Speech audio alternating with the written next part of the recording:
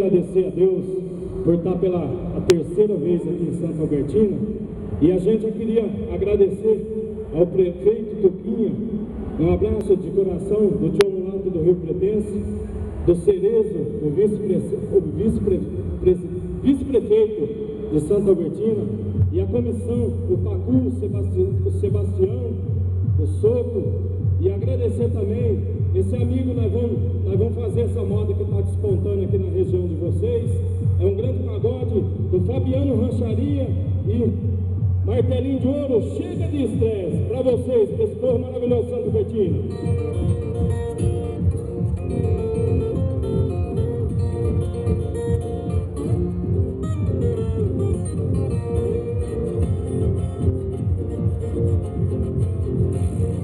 Chega de estresse, vou pra beira da lagoa, fumar um paeirão e beber uma pinga boa, jogar meu anzol na água bem no meio da taboa e pescar umas traíras pra ficar sorrindo à toa.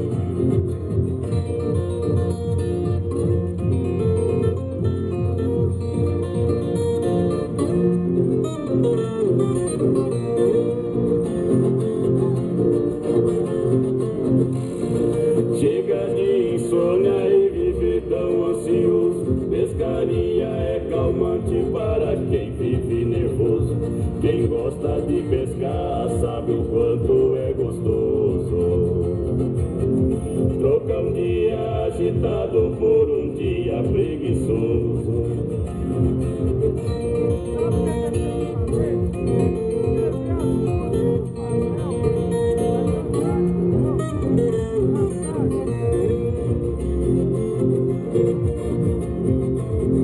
Não quero saber de conta, muito menos de patrão, cobrador batendo palma na frente do meu portão.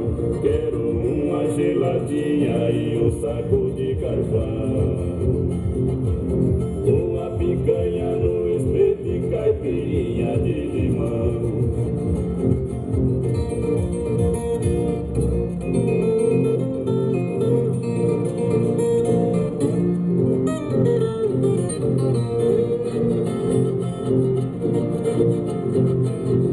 Quero sombra e água fresca, chega de preocupação. Vou levar a minha vida na maior da curtição.